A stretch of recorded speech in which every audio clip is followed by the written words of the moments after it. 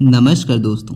Singapore और Chicago जैसे शहर की फील अब सिर्फ इंटरनेट पर ही नहीं बल्कि अपने देश भारत में भी देखने को मिलेगा। दिल्ली से महज 50 किलोमीटर की दूरी पर प्लान किया गया शहर दादरी नोएडा गाजियाबाद इन्वेस्टमेंट रीजन के रूप में तैयार होगा। इस शहर को शिकागो और यूरोपियन शहरों के तर्ज पर विकसित किया जाएगा, जिसमें बुलंदशहर और गौतम बुद्ध नगर के 84 विलेजेस को शामिल कर इसे तैयार किया जाएगा। बताया जाता है कि इस प्रकार का प्लान सिटी भारत में पहली बार देखने को मिलेगा, जिसे 21,000 हेक्टेयर लैंड में तैयार किया जाना है।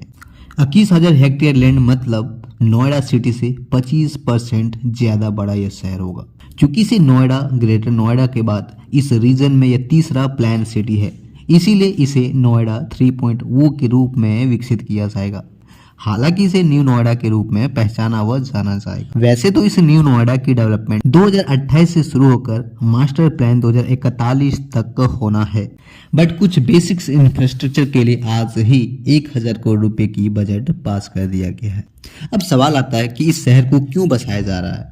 चूंकि गाइस जिस तरह से आज दिल्ली और आसपास के रीजन में लगातार पॉपुलेशन बढ़ रहे हैं, कहीं आने वाले वक्त में नोएडा और ग्रेटर नोएडा में कहीं समस्या उत्पन्न न हो जाए, इसीलिए नोएडा अथॉरिटी ने पहले से ही न्यू नोएडा को प्लान कर लिया है।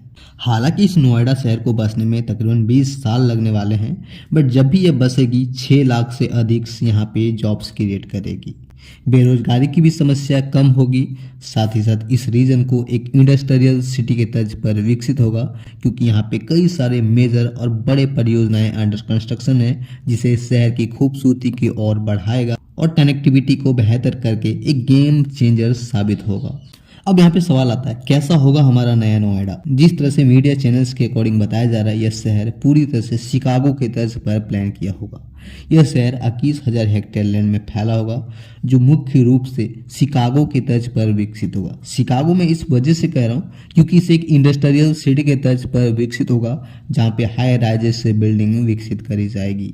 साथ ही साथ ग्रीनरी भी रखी जाएगी, इस पर डिटेल में बात करेंगे। फॉर एग्जाम्पल 41% इंडस्ट्रियल डेवलपमेंट होगा, 17% का ग्रीनरी स्पेस होगा, 12% रेसिडेंशियल कॉम्प्लेक्सेस बनाई जाएगी, 30% का मिक्स्ड यूज होगा और 15% में कनेक्टिविटी के लिए डेवलपमेंट करी जाएगी।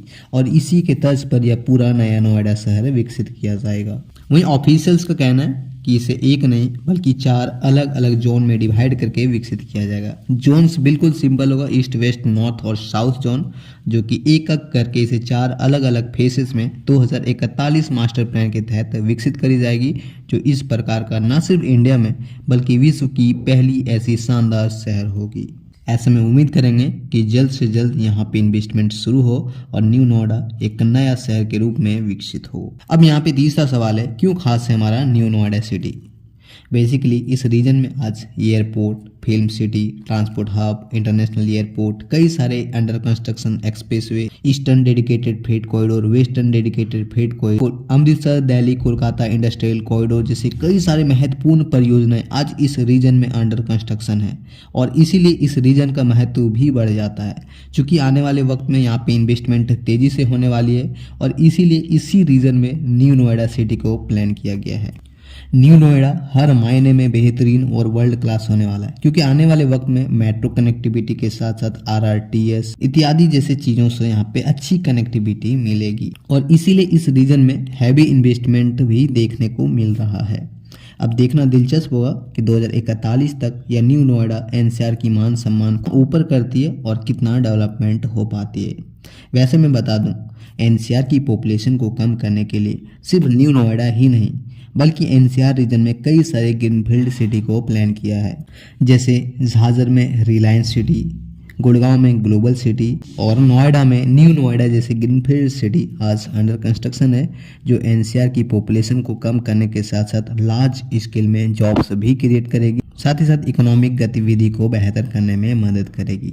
चलिए आज की इस छोटी सी वीडियो में सिर्फ इतना ही।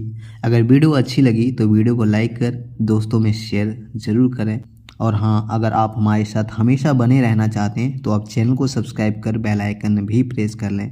चलिए दोस्तों, आज की इस वीडियो में इतना ही। जय श्री राम।